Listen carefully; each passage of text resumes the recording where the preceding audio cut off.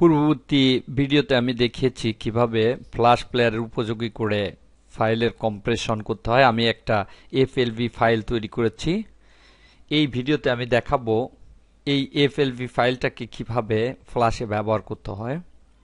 আমি practice files ফোল্ডারের মধ্যে video নামে যে ফোল্ডার রয়েছে তার মধ্যে ফাইলটা আমি রেখেছি।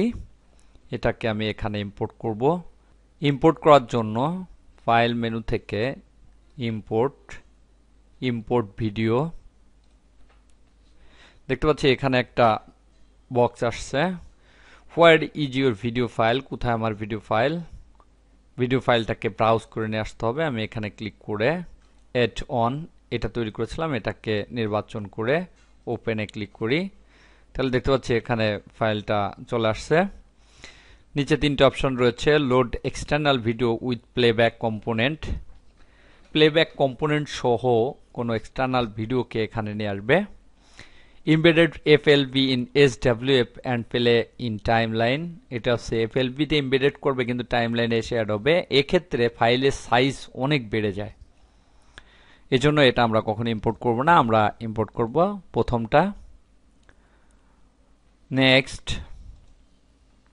এখানে আমাদের যে প্লেয়ারটা যেভাবে চলবে সেই স্ক্রিনটা দেখাচ্ছে। স্ক্রিনটা এখানে অনেক ডিজাইন রয়েছে, আমি এখান থেকে যে কোনো ডিজাইনে চেঞ্জ করে দিতে পারি। দেখতে পাচ্ছি আরেকটা ডিজাইন আসছে।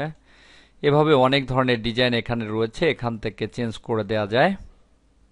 এই প্লেব্যাকের কালারটা যদি চেঞ্জ করতে চাই তাহলে এই কালারের সামনে ক্লিক করে এখান থেকে কালারটাকে চেঞ্জ করে দেওয়া যায়। আমি এখানে হালকা কালারটা দিব, দেখতে পাচ্ছি চেঞ্জ হয়েছে, এবং এর আলফাটাকে চেঞ্জ করে দেওয়া যায়, অর্থাৎ একে হালকা করে দেওয়া যায় কালারটা। আমি এখানে ক্লিক করে আলফার সামনে থেকে এটাকে কমিয়ে দেই,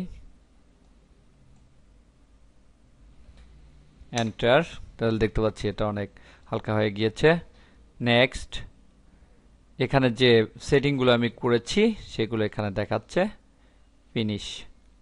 তাহলে দেখতে পাচ্ছি এটা ইম্পোর্ট হচ্ছে এবং ইম্পোর্ট হয়ে এখানে চলে আসছে।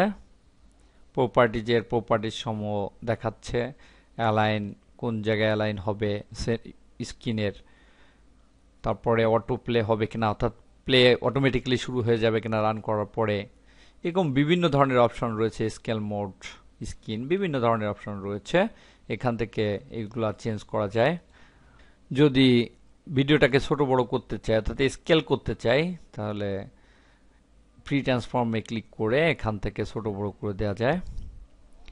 আমি যদি এক পাশে রেখে দিতে চাই, এভাবে এক পাশে রেখে দিতে পারি।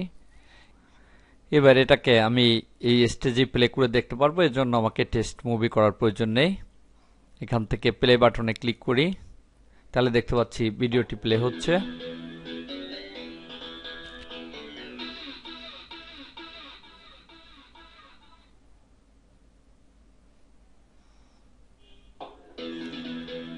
আবার এটাকে পুশ করে রাখা যায়, আবার এখানে ক্লিক করে এটাকে প্লে করা যায়।